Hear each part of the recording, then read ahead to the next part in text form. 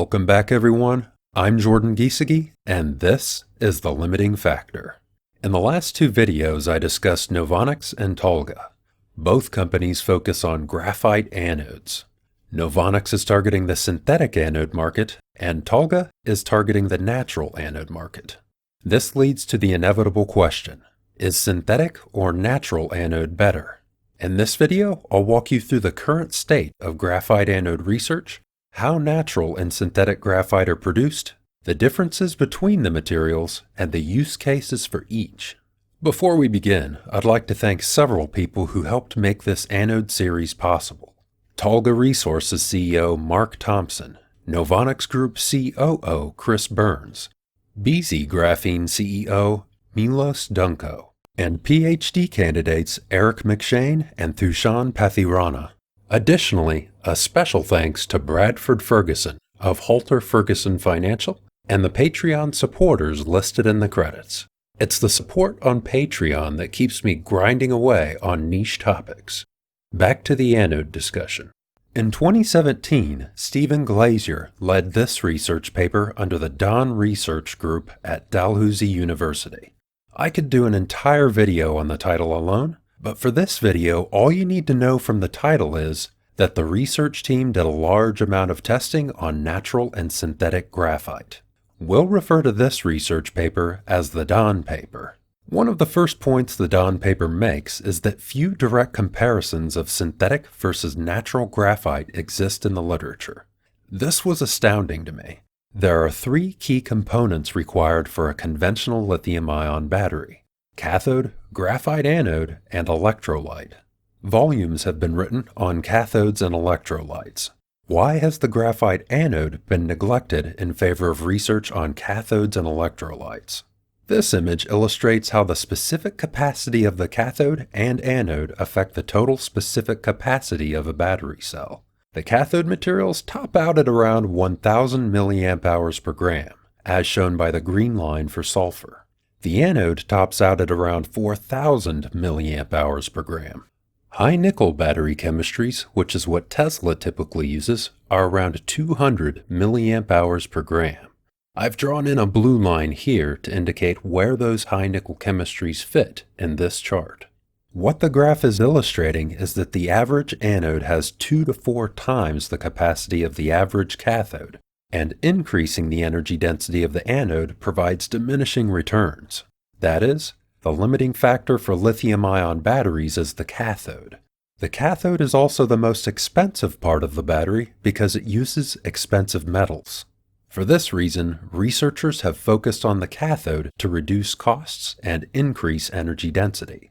Electrolytes are a research focus because they're one of the limiting factors to extending battery life. For example, if the cycle life of a battery is doubled by making a minor adjustment to the electrolyte, the total cost of ownership over time is cut in half. Electrolytes are also a limiting factor for voltage. If you can increase the voltage of a battery by only 0.1 volt, the energy density increases by around 8%. The graphite anode simply wasn't a sexy research proposition in terms of return on investment. There was plenty of cheap graphite anode available from China, and anode already had 2 to 3 times the energy density of the average cathode. As a result, the graphite anode was left to manufacturers to optimize. However, we might expect to see more of a focus on anode in the next few years for 4 reasons. First, it's clear that we may be facing a shortage of battery materials in the mid-2020s. There's a huge business opportunity, and investment is chasing that opportunity. Entrepreneurs can make a fortune and help transition the world to sustainable energy. It's a profitable and worthwhile pursuit.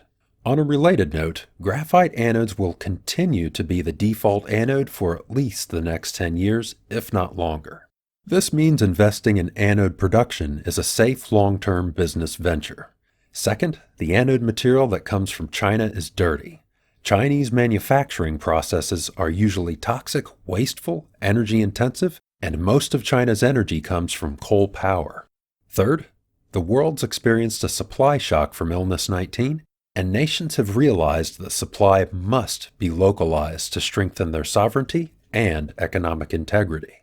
Fourth, supply must also be localized to reduce lead times for materials, increase visibility of the supply chain, and increase agility. If graphite mined in Australia is refined in China and then is made into anode in Japan, it takes weeks before an issue with the supply chain is identified. Let's get back to the Dahn paper and look at the conclusions listed in the abstract. First, a note on what electrolyte additives are. Electrolyte additives help protect the cathode and anode, which in turn helps extend cycle life. The abstract states that with high levels of additive, the natural graphite and synthetic graphite performed similarly in short-term tests. However, with longer-term tests, the natural graphite degraded more quickly. The natural graphite is shown here in blue, and the synthetic graphite is shown in black. I've called out the central chart with a red box. This chart shows that if the natural and synthetic are normalized for energy capacity, the natural degrades more quickly. The abstract goes on to state that with lower levels of additive, the natural graphite performed worse than the synthetic graphite in all tests. However, the final sentence is key. The researchers found that using different coatings on the cathode had a dramatic impact on the performance. These two sets of charts indicate the two different sets of cathode materials that were used. I've again called out the normalized results with a red box. As you can see, the performance is substantially different in each of the tests. This is just one small example of why battery research is difficult. A small, seemingly unrelated change to the cathode can have a butterfly effect and end up causing a dramatic change on the other side of the battery cell and the anode. The researchers proposed a reason for the rapid degradation in the natural graphite. 0.25 Ng is natural graphite with 0.25% additive. 1 Ng is natural graphite with 1% additive. The red is the protective coating created by the additive. With 1 Ng, the protective layer is thicker, and the graphite particle holds together better. With 0.25 Ng, the protective layer is thinner, and pieces of graphite break away from the particle. So, case closed. Synthetic graphite is better. Not so fast. A year later in 2018, another research paper was published comparing 3 synthetic versus 3 natural graphites. Chung-Yu Mao led this research paper for Oak Ridge National Laboratory under David L. Wood. The title of the research paper is Selecting the Best Graphite for Long Life, High-Energy Lithium-Ion Batteries. We'll refer to this as the Oak Ridge paper. The Oak Ridge paper had 2 key findings. The first was that natural and synthetic graphite performance was independent of whether it was natural or synthetic. Instead, it was dependent on the crystal sizes within the graphite and the surface area of the graphite. Let's take a closer look at both crystal size and surface area. Larger crystal size resulted in longer cycle life. If you watched my video on single crystal cathodes, you may have a guess as to why. Graphite is made of smaller subcrystals called grains, and the places where those grains meet are called grain boundaries. Grain boundaries are weak. Therefore, small crystals mean more grain boundaries, which means more weak points. The anode material expands and contracts slightly as it's cycled, and it may be fracturing at the weak points. And now on to surface area. Surface area tells researchers how smooth and round a particle is. Natural graphite is flaky. Flakes have a lot of exposed edges and are rectangular. In other words, graphite flakes are rough and have a high surface area. Graphite flakes are spheronized before they go into batteries to make them into sphere or potato-shaped particles. Spheronized particles have a low surface area to volume ratio compared to flakes. Spheroidization has another benefit, which is to smooth the surface of the graphite particles. Smoothing the particles removes rough areas where the material can break down and helps to lower surface area. This image shows some of the key results of the Oak Ridge paper. Each of these graphs is for a different test. In each graph, the farther to the right, the better. Notice that the purple star for the SLC anode performs the best on every graph, and the red star for the A12 performs the worst. The SLC anode and the A12 anode are both natural graphite. It's also worth noting that the high-performing SLC anode is the benchmark graphite that many researchers use in their work. The researchers then performed long-term tests on the high-performing SLC and a poor-performing A12, which shows a dramatic difference between these two natural graphites.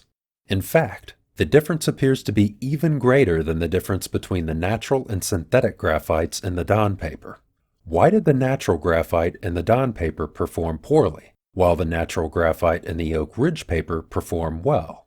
There's no way to know for sure because these two different studies use different electrolytes, different cathodes, and different testing conditions. However, we can compare the surface area of the natural versus synthetic anode in the Dahn paper. The difference in surface area between the natural and synthetic in the Dahn paper was roughly 1 versus 4. I've drawn in a slope line on the surface area graph from the Oak Ridge paper. This wasn't done mathematically, I just eyeballed it. The slope of this line tells us that a difference in surface area between 1 and 4 would result in a 10% difference in capacity loss. 20% capacity loss is considered end of life by the battery industry. This alone might explain the difference in performance between the synthetic and natural graphite in the Dahn paper. However, according to the Oak Ridge paper, the grain size of crystals in the anode has the strongest correlation to battery cycle life. The Dahn paper doesn't include the grain size of the crystals.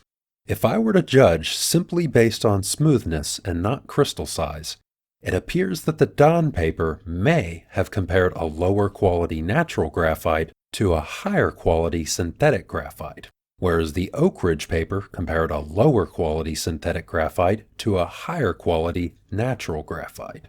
In other words, neither paper seemed to use a high-quality synthetic and high-quality natural anode.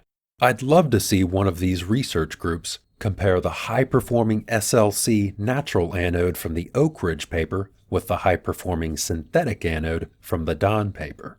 Let's look at how natural and synthetic anode are processed to see how manufacturers can manipulate the shape and structure of these particles and how that might improve performance.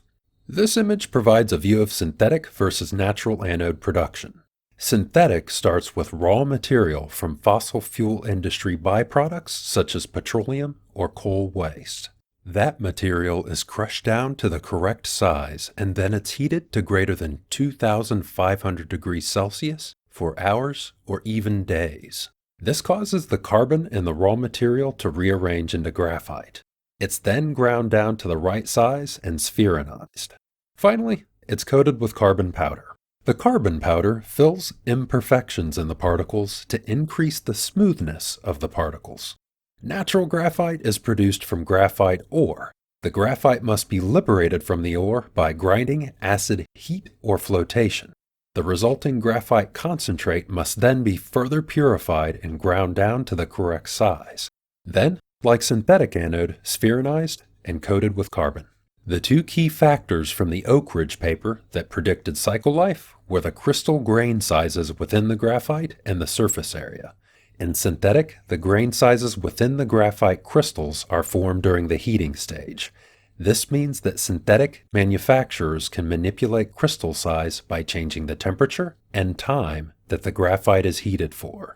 For natural graphite, the crystal size is determined over millions or billions of years of exposure to heat and pressure. This means that each deposit of graphite ore has different characteristics, and manufacturers must select graphite deposits with the right grain sizes. As for surface area, I found this research paper. In 2016, Manuel Munzinger led this research paper at the University of Ulm, Germany, under Mario Wachtler. The title of the research paper is Morphology and Texture of Spheroidized Natural and Synthetic Graphites. I'll refer to this as the Ulm paper. The Ulm paper used a rotational dry impact blending mill, which we'll refer to as an impact mill, to spheronize both natural and synthetic graphite. The paper used a bench version of the typical industrial impact mills used for spheroidization. The image on screen is a schematic of the impact mill. The natural graphite entered the mill as flakes, which were large single crystals of graphite. The impact mill forced the flakes to fold in half and ball up like a hand forming into a fist. This is natural graphite after it's been spheronized. After the fist-shaped core structure forms, smaller graphite particles fuse to the surface of that fist-shaped core of graphite to round it out. This helps explain why the Dahn research paper proposed that graphite flakes might peel away from the graphite particle.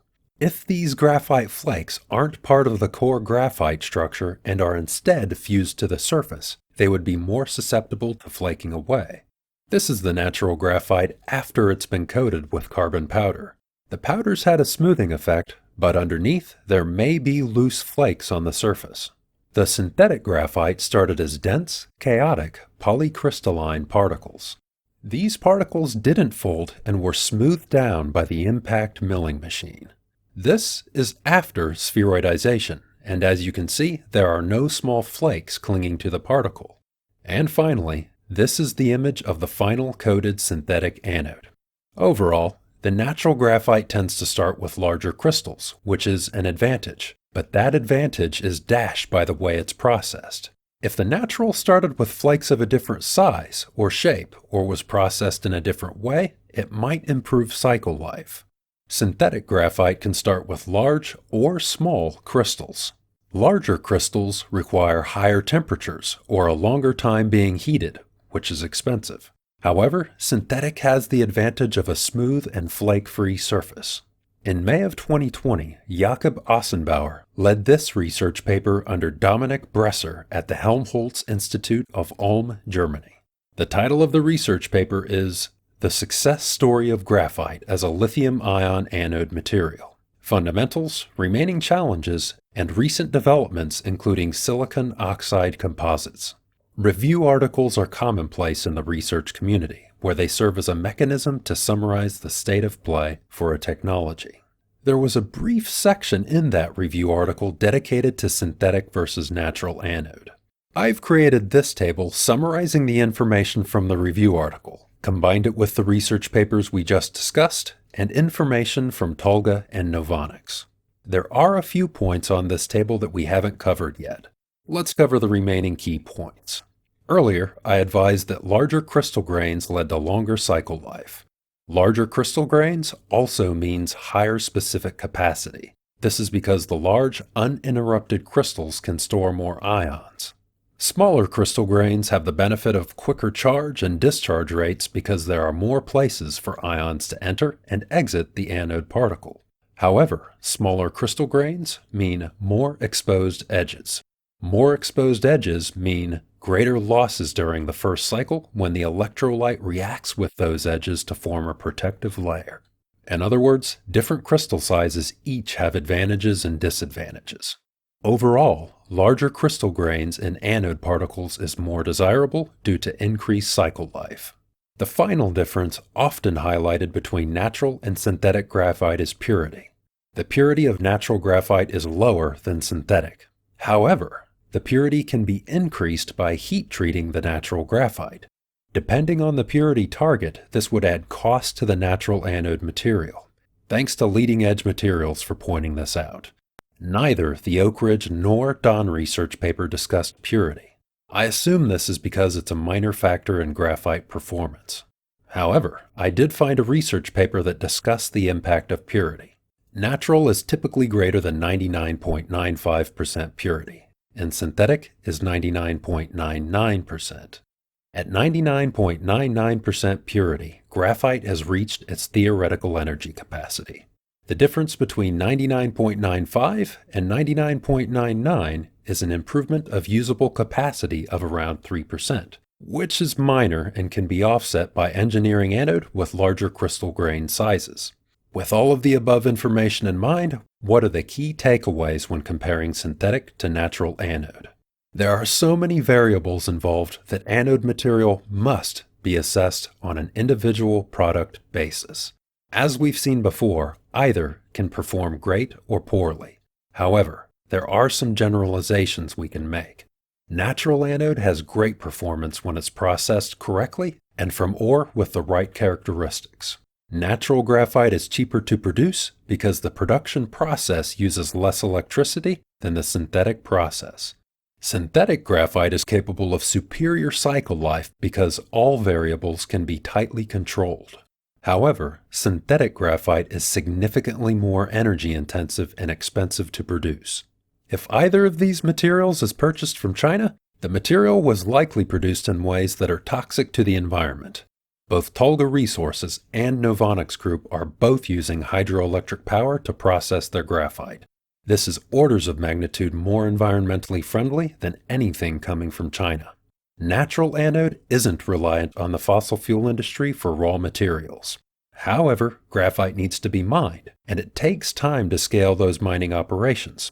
Talga's been methodically putting pieces into place for roughly a decade now, and it looks like their mining and anode production will go exponential in the next few years. Once Talga's operations are in place, Talga's lead time will be less than a week due to their vertical integration from mine to finished product.